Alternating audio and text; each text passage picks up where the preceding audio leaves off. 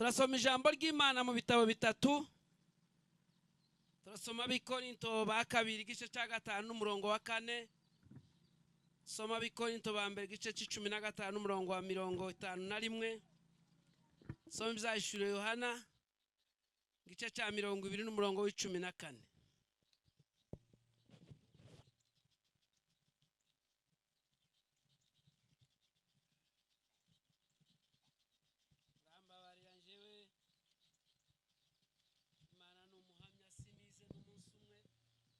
Sinagiye ku ishure n'umunsi umwe sinawibenye, hoba hari uwambonye nenda mu nzozi, ariko mu bitekerezo sinagezeyo. Rero menyera gusoma Igiswahili nyine kuko ari cyo numviyeho, bisa n'ibimfasha cyane. Kwa sababu sisi tulio katika masikani hii twapumua kwa shida tukilemewa, si kwamba twataka tuvuriwe, bali tuvikwe ili kitu kile kimezwacho cha mauti kimezwe na kushinda. Amen. Tawasa mu Kinyarwanda.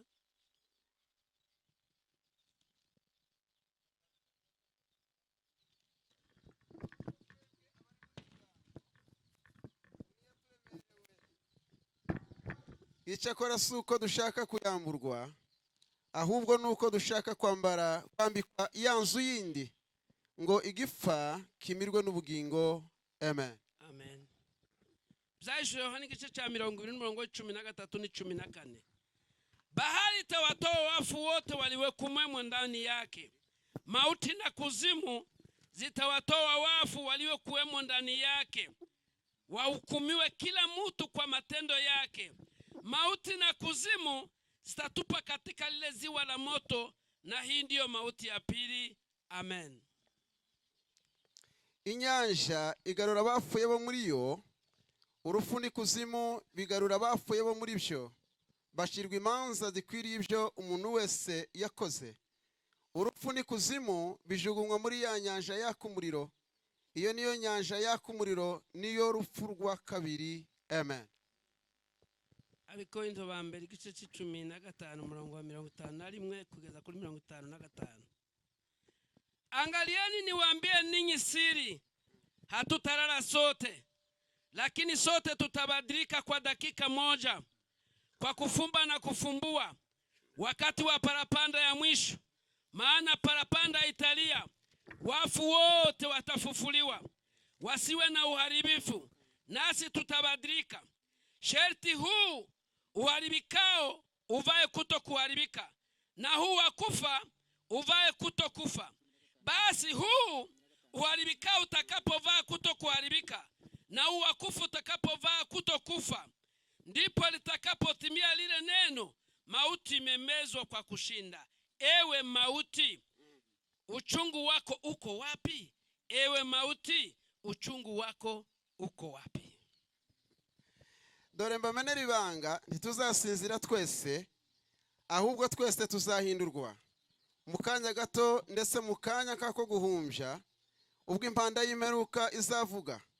Impanda izavuga koko, abapfuye bazurwe, ubutazongera kubora, natwe duhindurwe. Kuko uyu mubiri ubora ukwiriye kuzambikwa kutabora, kandi uyu mubiri upfa ukwiriye kuzambikwa kudapfa. Ariko uyubora numara kwambikwa kutabora, n'uyupfa ukambikwa kudapfa. Nibwo hazasohora rya jambo ryanditswe ngo, urupfu rumizwe no kunesha. Warupfuwe, kunesha kwawe kuri he? Warupfuwe, urubori rwawe ruri he? Amen. Dushimiye Imana y'umwami wacu Yesu Kristo, ihaye dukomeza mu rupfu rw'umusaza wacu. Benshi bari bamuzi, nanje nari muzi. Njewe namumenye muri 71 ku Canzovu, igihe barabagiriye hamwe na Bacunguti na ba Aizuru, yari muramu wanje. Nazaga mpagera nkamubona, kandi nari muzi by'ukuri. Rero twapfushije umugabo w'abagabo, twapfushije umugabo ufite inzozi, ntitwareka gutanga pole ku muntu wari we wese uri hano, abiwiwe natwe twese dutanze pole. Turi mu mwanya nyine utameze neza, birashoboka ibihe biza bigenda biheza ibindi. Iyo usomye Bibiliya usanga Abisiraheli bari mu biriyo biyogosheshaga bose inkomborera, bakambura ibirato, bagagira iminsi 42, iminsi 50, iminsi 70 banamiye intwari zapfuye. Rero urupfu kuwo rwajanye nta kibazo gifiteho. Ijambo rya mbere, iyo undagiye nawe wibaza aho uzoja cyangwa iminsi umaze cyangwa icyo utegereje. Dusoma ijambo ry'Imana, Imana yaduhaye tuganira, kandi mutubabarire tujane buke buke. Abandi yari bagufi n'imbava bari ngufi, n'umwuka bari mugufi, n'ibindi byose bari bigufi, ariko twihanganirane tujane, kuko iyo twitonze umuntu azavuga ukumvisha. Dusoma ijambo Paulo yandikiye Abakorinto, uru rwandiko bazabita urwa kabiri n'urwa gatatu.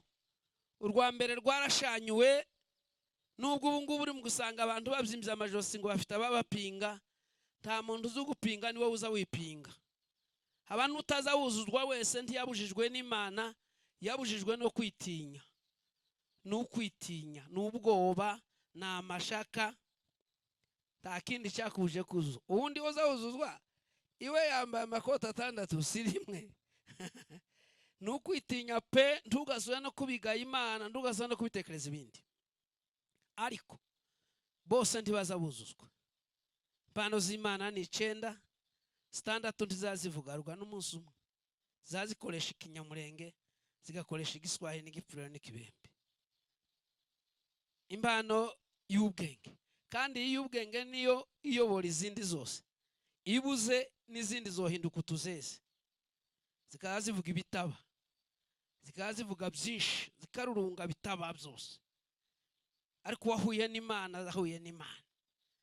Imana ivuze ikuvuga buke, amagufwa akabyumva n'ubutaka bukabyumva. Amen. Impano y'ubwenge, impano yo kumenya, impano yo gukora ibitangaza, impano yo kwizera, impano yo gusobanura imyuka, kuko mwisaba imyuka amagana. Haba imyuka y'amadini, haba imyuka y'imaji, haba imyuka y'amoko, haba imyuka y'amenge, haba imyuka. Bibiliya izivuga ngo ibyago ku isi ngo ni uguhura n'umuntu wize, aza kuyobya kubwira ibyo yize akagira ngo nawe urabyumva. Kavuga ngo ikibazo cya kabiri ngo ni uguhura n'umusaza w'ubwoko ugutegeka ibyashize. Ntimuzamwumva ba sogokuru n'ubu na ba papa bagihari, yagaza kubwira ngo cyo kwereka igihe cyacu. Bari bambaye uruhu ruzira ikirato, akifuza ngo dusubire mu ruhu. Cyumva ko bidashihuye, bidahaye bijana. Abandi ku isi kuva isi bayeho, yaba amakanisa, yaba abantu, buri kintu kizayuma gukura kizamuka. Kanisa zari kura rizamuka, rigenda rimenya ubwenge, rigenda rizamuka. Ariko ikanisa ryahagaze hamwe riba ryabaye inyangaruzi. Niza yoga nticurike kandi ntizamuke. Zigumi kazerera hamwe gusa, nticurike kandi ntizamuke. Bikavuga ngo iyo umuntu ahuye n'umusaza wa kera, cyangwa ugahura na musomi yambaye amesoma, cyangwa ugahura n'umunyedini warisaziyemo utararabuye Yesu, yo gucurika ntumenye yuhaje. Ariko rero Imana ihimbazwe yaduhaye ubwenge bwose muri Kristo Yesu. Amen. Dusoma ijambo ritangaje ko turavuga igitondo kitigeze kubaho, kizoba kitigeze kubaho. Tukavuga umunsi wo gusezerana n'urupfu bwa nyuma rutazongera kuboneka. Tukavuga umunsi wo gusezera irungu. Tukavuga umunsi wo gusezera intambara zose z'abagabo n'abagore zirwana. Uwo munsi ni umunsi wo gusezera intambara zose, kuko uwo munsi niwo munsi hazarwana intambara ya Harimagido. Tuzoba twavuye mu ntambara ya mbere tugiye mu ntambara ya kabiri. Niho urupfu ruzofatwa intambara ya kabiri irangije ya Gogi na Magogi. Harimagido iyo zoba tugiye kwinjira mu ngoma y'imyaka 1000. Naho ingiyi zoba tusohotse mu ngoma y'imyaka 1000 tugiye muri mirere. None tuje kuja muri mirere gutya afate rupfu na kuzimu, niho bazafatwa batabwa mu muriro. Kandi Bibiri zivuga ngo abera bose bacunguwe ngo bazoba bahagararanye na Yesu ngo bahe bacira isi urubanza. Twebwe abezeye Yesu tuba ducira urubanza. Rupfu ngo tumucunaguze. Rupfu we Imana ishimwe. Ijambo rya mbere Bibiri ravuga ngo hahirwa abapfa bapfira mu mwami ngo ngo baruhuke imihati ngo kuko imirimo yabijanye nabo. None rero uwo munsi nidushika abantu bazabigisha bakavuga ngo Imana izaduhanagura amasozo nta bitambara igira, izotwereka abacu bose bapfuye. Cyo ni igitambara cya mbere. Sibiri tubwira ngo nta rungu, nta nzara, nta ndwara, nta kindaki yamiharura. Ninda zavuye ngo zizomenyana na base na basekuru. Kuko Bibiri yavuga ngo mapambazuko mbinguni yataondoa utaji, yazakuraho urwijiji ruveho. Buri muntu amenye wabo, buri muntu amenye wiwe. None tubabona badukikije tutayikora upfuwe. Bikuri kwa munsi nabo barya nabo ngo duhuye nabo bafite ngo kandi bazodukorera ngo kazitse imitima kurusha uko twari tumeze mbere, ngo na walio mbinguni wanatungojea kwao. Nakumbuka siku tulipoachana wataimba kabisa.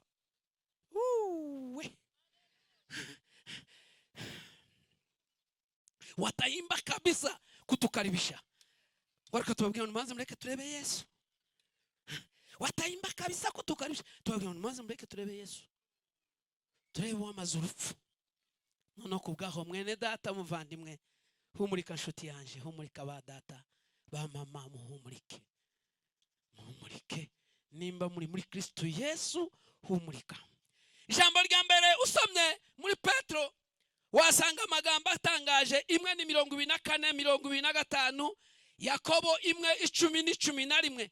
Haravuga ngo mwili wote ni kama majani, uwe mwekunda uwe mweusi, unenepe ugonde, utajirike usiwe na utajiri, mwili wote ni kama majani. Saa ikifika utanyauka, upende usipende, uombe usiombe.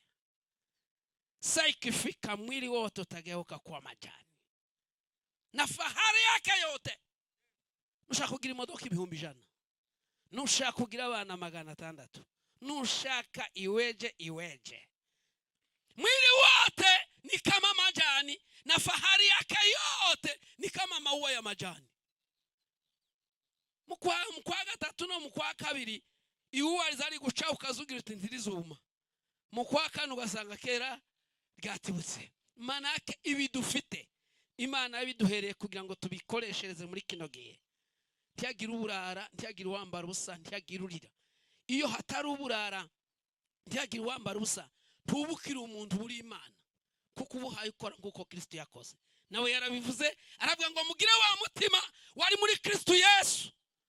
Zambabazi yabababariye namwe arizo mugira. None mugira izo mbabazi mukore nk'ivyo yagakoze. Muhembura abo yogahembuye, mutabara abo yogatabaye, muvurisha abana niwe kwivuza, mukora imirimo yose. Kubwira ngo ibintu byose Imana ibiheze icubahiro. Ariko hariho ubwoba, hariho n'agahinda k'imirimo duhaye dukora. Paulo mu Bikorinto ba mbere igice cya 3 aravuga ngo kazi za wengi zitateketea, ngo lakini wataokoka ni kama kwa moto. Ngo imirimo ya benshi bakoranya amafuti no gupfa kururunga ngo izasha, ngo ariko ngo bakire nk'abavuye mu muriro. Niko guhira mu nzu imatera n'ibirengeti bigasha n'udusahani n'udufu ukavamo wenyine. Imirimo yakwamye ukavamo wenyine. Kandi mu ijuru ni heza pe. abandi ngo bazambara amakamba 5, abandi bambara 4, abandi bambara 3, abandi bambara 2, abandi bambare 1, abandi ngo bakizwe gusa ngo bahabwe ubugingo gusa. Ariko yeme wapfa kubona naho ikibi nukura wapfa naho. Amen. Mwikanisa ndibaza bama bakanga seruru kula basoda bahaye barwana umuntu akangiseru akangise no baza bamwenya niko kumva inako gukira iyi mitima ihaye mwenya izayumva. Usanga mu ijambo ry'Imana muri Yesaya 40:6 yaravuze ngo lira wa muntu we, ngo lira wa muntu we. Aravuga ngo asandizwe niki? Ngo rizwa nuko imibiri mwambaye ari ibyatsi, rizwa nuko imibiri mwambaye ari ibyatsi. Comba ngo uyu munsi ubwenge buhinduke ukore neza kuruta uko wakoraga, kugira ngo ibyatsi bizaje kukuvaho hari icyo wabonye. Usanga ibyashyuwe hano igice 13 haravuga ngo ahirwa abapfa bapfira mu mwami, ngo baruhuke ngo kuko imirimo yabo ngo ijanye nabo. Usanga Zaburi ya 56:8 Biblia y'Igiswahili zivuga ngo ninahesabu kutangatanga kwako, ngo nzambarura ngo kurorongotana kwiruka kuri ibi no kuri ibi no kuri ibi no kuri ibi no kuri ibi no kuri ibi, ngo izambiharura mu maka buri gitondo yibyutse iziharura yiroye, wagaruka ikagaruka iroye, ngo ariko amasozo yose waririyeyo ngo ikayabika amashupa. Uzunakira umwana bagatega ishupa, watuka umugore bagatega ishupa, wamucurira bagatega ishupa, wagira bagatega ishupa. Marake Yesu afite amashupa yuzuye amasozo ya buri wese. Umuntu yaza ukafranga wamuhakanira urufite bagatega ishupa, umuntu bagatega ishupa. Bibiri zivuga ngo ibyaremwe zose ngo biratwikuruwe nk'ibyambaye ubusa. Abayeburayo 12 kana ni 12.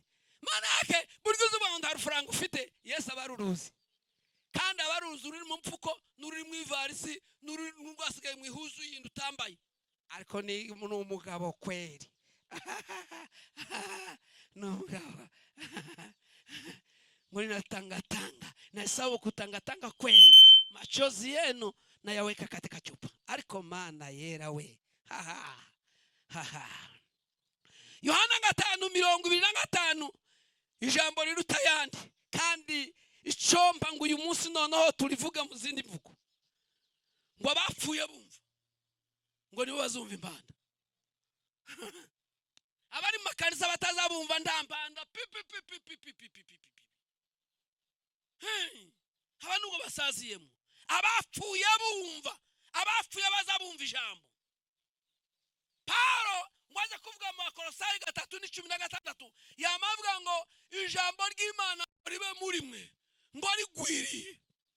No, ndaba amagambo y'ijambo gutungwa huruke, aba amagambo bika mu mutima, kuko ni isezerano ry'uwazutse, ni isezerano ry'uwazutse. Abapfuye bumva nibo bazumva, abapfuye bumva. Haleluya! Abapfuye bumva nibo bazumva. Nukuri. Ariko Yesu ni gihangange. Yesu wavuze ngo bamwaza bambwira ngo twakoze ibitangaza, ngo bavuga usinzi yamuva sinzi. Handi ngo bambwira ngo twavuze rugaza abantu nizo bamarayika, sinzi yamuva sinzi yamuva. Wombaza ngo ase kubera ikazovuga gutyo, nuko n'igiti cyabwiye Musa ishashatse nico kiza kivuga.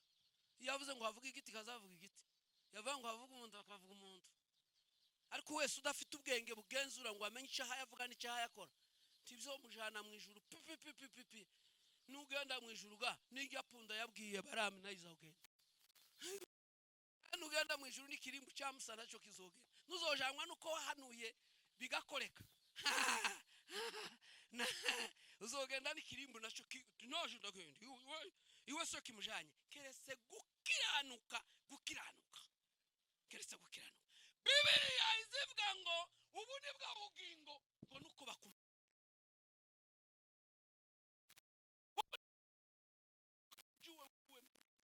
na Yesu uriye mtu babiri utabamenye bombi 0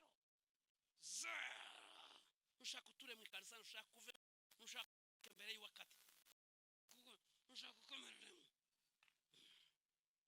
mana ni mana.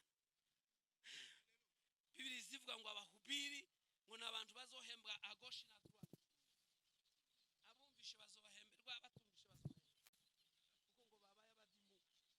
kuko ngo babaye abadimu. Yesu ni umwami kwe. Nushaka nizoza nigisha uzuhekenya urakare, nushaka nizoza nigisha uzuhekenya urakare cyane, urakare cyane. Nivuga iby'Imana ambwira urakare cyane. Ntacyo sindahomba muze, sindahomba. Uzokizwa mpembwe, uzoreka mpembwe.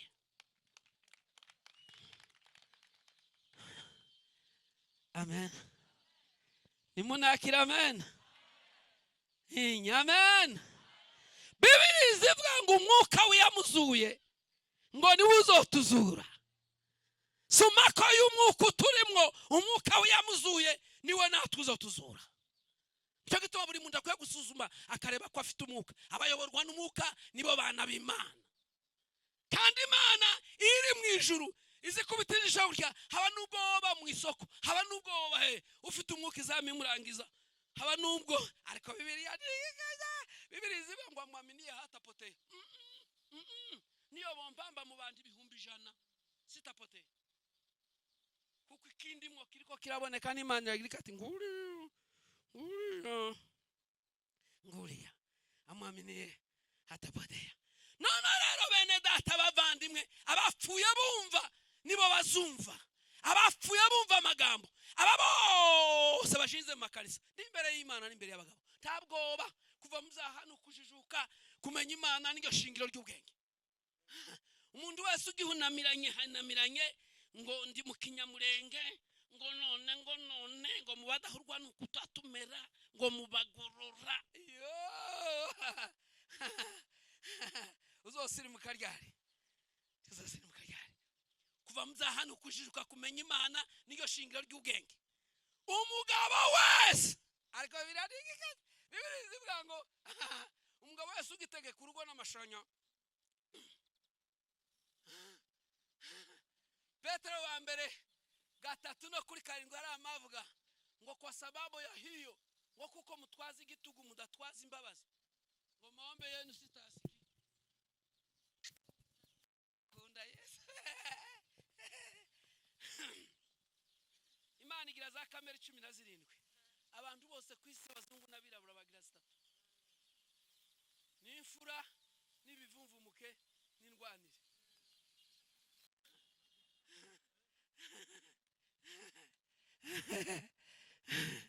Abantu bose kwisi bagira za kamera 3. Ibivumvumuke ni base babatonganyije na ba nyina, bama bakuru ubwonko bwarahahamutse. Indwanire baratetesheje buroroho buratemba neza. Imana izivuga ngo indwanire ya mbere ngo n'umwana guti karamu ukayimwibutsa umwaka, guti karamu ukayimwibutsa umwaka. Umwana akava ku masomo gafite inzara ko kariruka, kandi ntazo kurya biba amasahani, ibyo kurya biba ku muryango. Kuko uzugera ku muryango ukamuranire ugahura na kuka k'ibyo kurya nyoko yateze. Atayi mama yatese n'ukuri. Wa musi wataye ikaramu, ikaramu iri he? Yataye ikaramu mu mwaka wa mbere kwarayibaza muri ikaramu iri ngo nyenyine umugore nawe nimbizo ngo ingo umuntu wazivuga bwira ngo hari urugo ruza rwa maruhurira mu zibiri, hakaba ngurura mu ivumbuke, hakaba ngurura mu ifura zibiri, hakaba ngurura mu ifura n'indwanire, ibindi bikabibuza.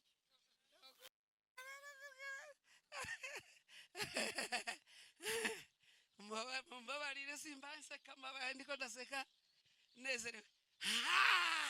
Paulo ngwaje kuandikira Abakorinto, Abaroma, yamabwa ngo kila mtu atatoa ripoti yake mwenyewe.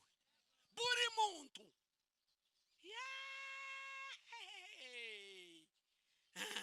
Mwijuru ingo zizozinguke dutambuke. Haleluya. haleluya nukuri rwose. Haleluya. Mwombaza ngo se gute? Estoma ntigira virusi. Estoma ziterwa no gukora nabi, gucumba ibisumbane, guteka imboga ibisumbane, kugira imyunyu ibisumbane.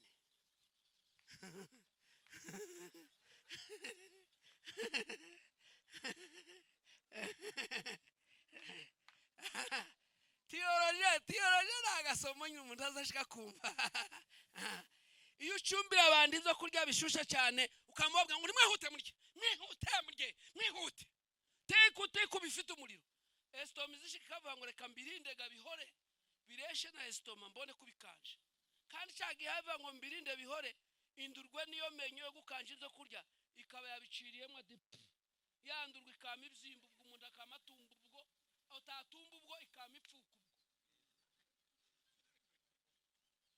Haleluya. Imigani 31 ni 28. Imigani 31 ni 28 haravuga ngo umugore w'umutima ngo azahera biwiwe ngo izo kurya ku mwanya wabyo. Tuzoja mu ijuru. Ariko Imana arikagaza. Imigani 31 hazavuga ngo ikimenyetso kiranga umugore w'umutima ngo umutima w'umugabo uzumwizera. None ubu nyine umutima w'umugabo arakwizeye. Ndibwirira abagabo abagore mureke ndimunumve. Uko nyine umutima w'umugabo arakwizeye. Apana bujamene. Apana. Ta muntu gifite imbehamyi zubukiga. Nokore. Wewe nta munsi umuntu mushitarije mu wawe ngubwira umugore ngo ramuso umuntu. Ese burya bari.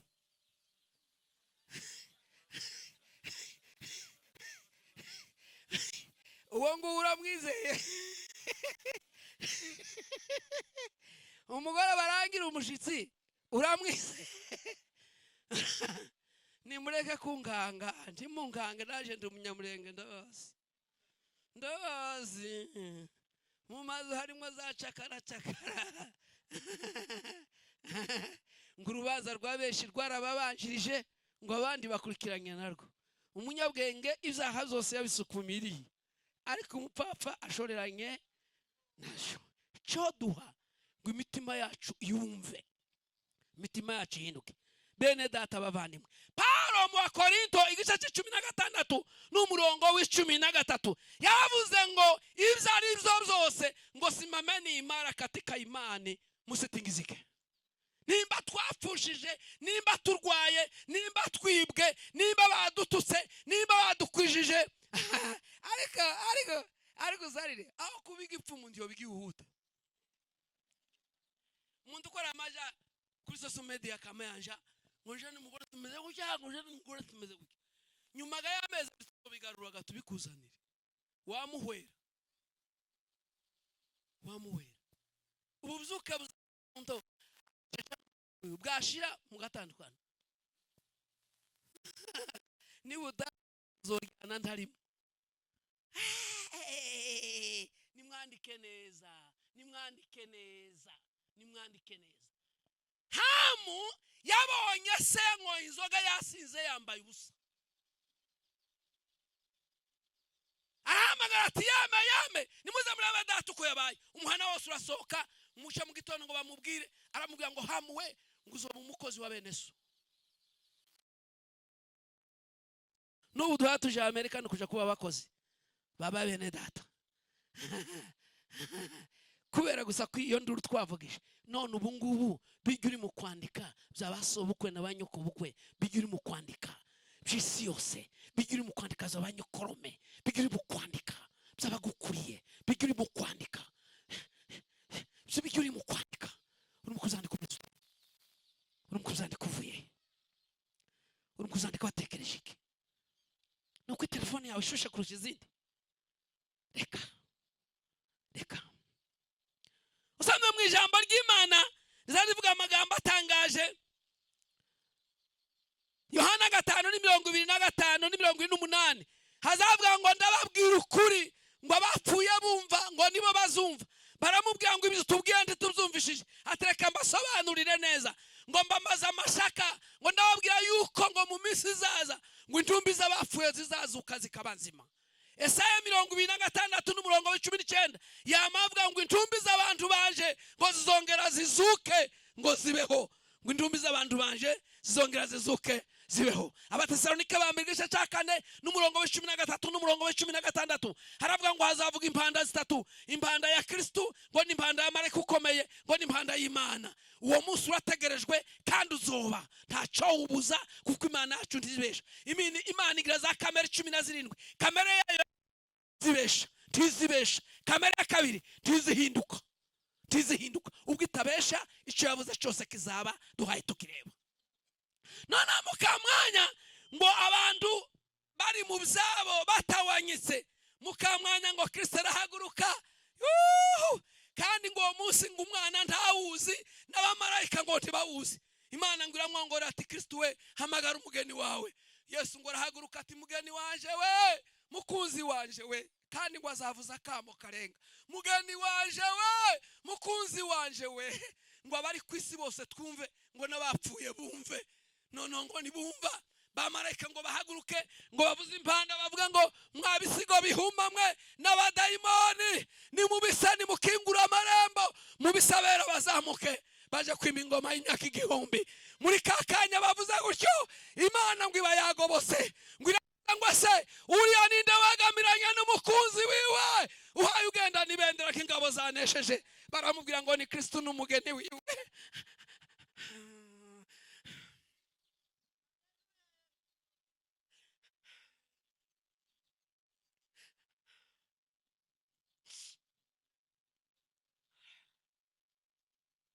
Maze abo mwijuru ngo bagira batya ngo barangize turagogombye, ngo bamavuza impanda bose baravuga ngo tunezerwe, ngo twishime, ngo tuyihimbaze, ngo kuko ubukwe bw'umwana w'intama busohoye.